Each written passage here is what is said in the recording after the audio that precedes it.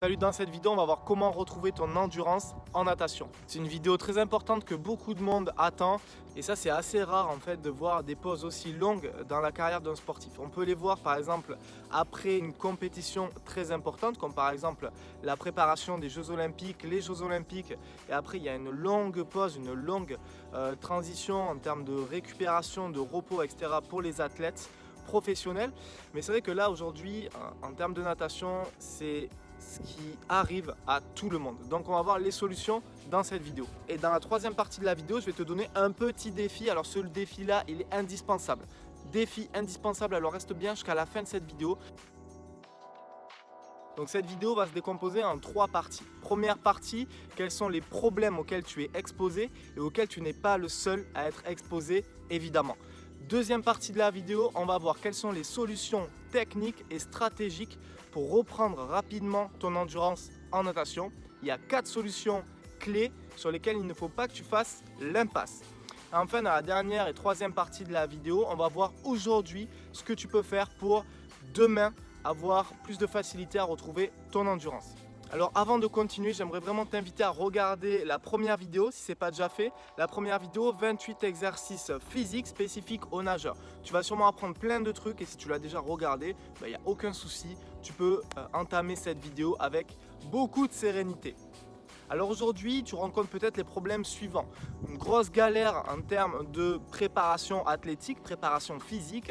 Tu as été coupé dans ton élan parce que tu avais peut-être un objectif pour faire ou un Ironman, ou un 5 km, ou un 10 km, ou certaines compétitions en natation, où tu es tout simplement dégoûté de ne pas pouvoir évoluer dans ton élément favori, dans ton élément en fait, le tien, qui est l'eau, les bassins, le milieu aquatique. Et ça, c'est hyper frustrant. Donc en plus d'avoir tous ces problèmes de délai, de date, de préparation, d'avoir manqué des compétitions, tu as ce problème de frustration. Tu ne peux pas retourner dans ton élément. Et peut-être que tu es triathlète et que l'eau, avant, ça ne te manquait pas trop, tu vois, parce que tu avais accès à ça. Et qu'aujourd'hui, ça te manque énormément. Ou peut-être que c'est aujourd'hui que tu prends conscience à quel point ça te manque. Et tu vas voir qu'il y a un élément positif dans ce manque. En fait, tu donnes de l'appétit à ton cerveau, tu prends conscience en fait, de la chance que tu avais avant et ça c'est plutôt positif pour ton retour dans les bassins. Nous, tout ce qu'on veut, c'est essayer de limiter la casse en termes de perte technique et d'endurance et peut-être même s'améliorer en termes de préparation physique. Donc pour ça, je te renvoie à la vidéo des 28 exercices physiques spécifiques aux nageurs. En tout cas, sache que tu n'es pas le seul dans ce cas. On est tous confrontés à ce problème. Et petite anecdote, moi pour essayer de résoudre ce problème du manque du milieu aquatique, je prends plusieurs douches par jour, courtes douches, tu vois, mais qui me permettent en fait de être dans l'élément et peut-être pourquoi pas une douche froide ou une douche fraîche. Et ça fait toujours du bien. En tout cas, ça permet d'évacuer un petit peu toute cette frustration. Donc ça, c'est la petite anecdote, mais bon, tu fais comme tu veux. Maintenant, techniquement et stratégiquement, comment faire pour reprendre et regagner rapidement en endurance quand tu vas faire ton retour dans les bassins? C'est simple. Il va falloir que tu te bases sur 4 points fondamentaux. Premier point, je pense que tu l'auras deviné, c'est la technique. Il va falloir miser en priorité sur la bonne exécution technique de tes mouvements quand tu vas revenir à l'eau. Et là, entre en jeu les éducatifs. Un éducatif, c'est un exercice différent de la nage complète, mais qui va te permettre d'améliorer ta nage complète. Fesses, épaules, tête, c'est un éducatif. Voilà, tu peux trouver plein d'éducatifs. Il y a une palette énorme, presque infinie d'éducatifs en natation. Donc, il va falloir que tu passes par beaucoup de séries d'éducatifs, techniques et avec du matériel pour vraiment retrouver justement cet aspect-là d'entrée de jeu dans ton retour à la natation, que ce soit en bassin ou dans les plans d'eau. Donc premier point, technique à ne surtout pas négliger, voire même à prioriser. Deuxième point clé pour retrouver rapidement ton endurance en natation, il va falloir que tu nages des gros volumes. Donc là, l'idée, c'est pas de faire place à la vitesse dès ton retour au bassin.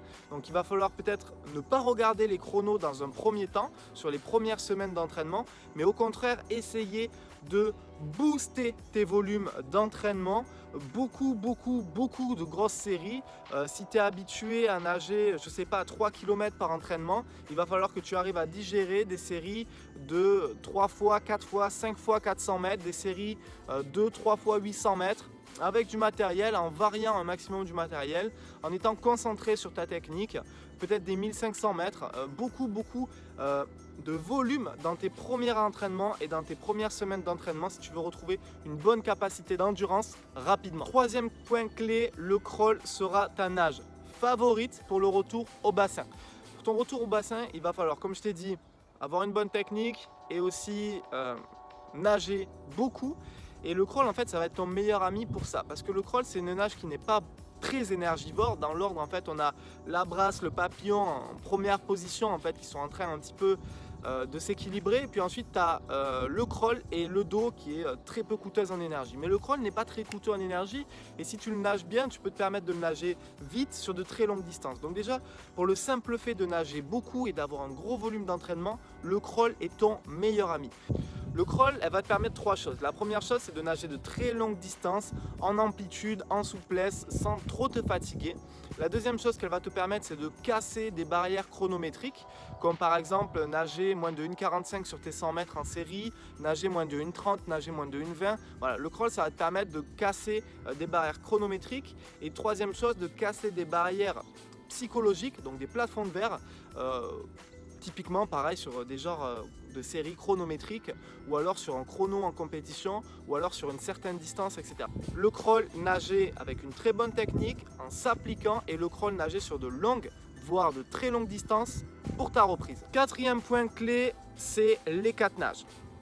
Alors il y a beaucoup de personnes qui vont justement faire beaucoup de crawl, voire 90, 95, 100% de leur séance en crawl, et ça c'est une erreur à absolument éviter. J'ai tendance à dire qu'un nageur qui va s'améliorer sur les 4 nages sera toujours meilleur qu'un nageur qui va faire que du crawl, que du crawl, que du crawl. Pourquoi? Parce que déjà, premièrement, tu diversifies les filières musculaires travaillées. On ne travaille pas les mêmes filières musculaires en brasse, en dos, en pape et en crawl. Donc tu diversifies tes filières. Tu diversifies aussi ton aisance aquatique. Il va falloir que tu apprennes à maîtriser les coulées, les virages, les reprises de nage dans chacune de tes nages. Du coup, tu deviens un meilleur athlète dans l'eau.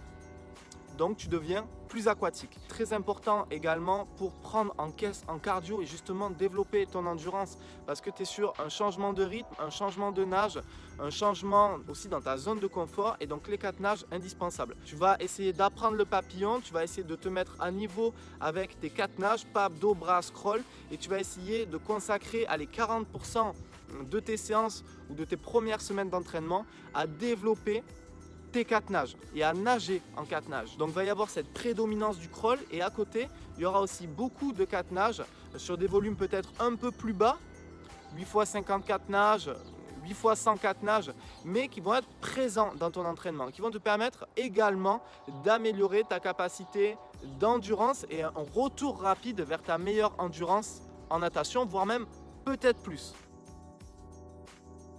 Donc voilà, tu as les 4 points clés. Premier point clé, tu dois d'abord prioriser la technique. La vitesse, on en parlera après. Et d'ailleurs, je t'en parle sur la prochaine vidéo de ce défi. Deuxième point clé, tu dois prioriser des gros volumes à l'entraînement pour ta reprise en natation. Troisième point clé, le crawl, tu dois avoir une prédominance du crawl dans tes séances, 60 à 70% du crawl. Et ensuite, quatrième point clé, tu dois trouver un équilibre entre les 4 nages, pape, dos, bras, crawl, en termes de technique, en termes d'aisance et en termes d'équilibre dans ta séance, dans ta saison, etc. Et aujourd'hui, qu'est-ce que tu peux faire pour rapidement récupérer en endurance, puisque les bassins sont fermés, on ne sait pas quand est-ce qu'ils vont être réouverts, et en plus qu'ils soient fermés, quand ils vont réouvrir, il y aura beaucoup de monde à l'intérieur et ce sera peut-être pas facile d'y accéder, etc. Donc en fait, on a un repli stratégique à faire, nous, en tant que nageurs. Mon premier défi pour toi, c'est de rechercher des points d'eau accessibles, ou alors qui étaient accessibles avant le confinement, et d'essayer d'organiser peut-être 2 fois par semaine des sorties en eau libre. Alors à l'heure où je tourne cette vidéo, accéder au plan d'eau libre, c'est prévu pour le 2 juin. Et peut-être que ce sera repoussé ou avancé. Mais en tout cas, ta première mission, c'est d'anticiper ça et de trouver des plans d'eau libre près de chez toi et de te dire, ok, là, même si j'ai 30 minutes de route, je vais y aller. Et moi, t'inquiète pas, ensuite, je vais t'accompagner dans le type de séance que tu pourras faire dans ces plans d'eau libre. Premier défi, tu trouves tes plans d'eau. Si vraiment aujourd'hui tu veux limiter la casse en termes d'endurance et pour un bon retour dans les bassins, l'idée c'est que tu t'organises une petite routine chaque jour. Et ta routine en fait dans laquelle tu vas un jour améliorer ta force, un jour améliorer ta mobilité, un jour améliorer ton cardio.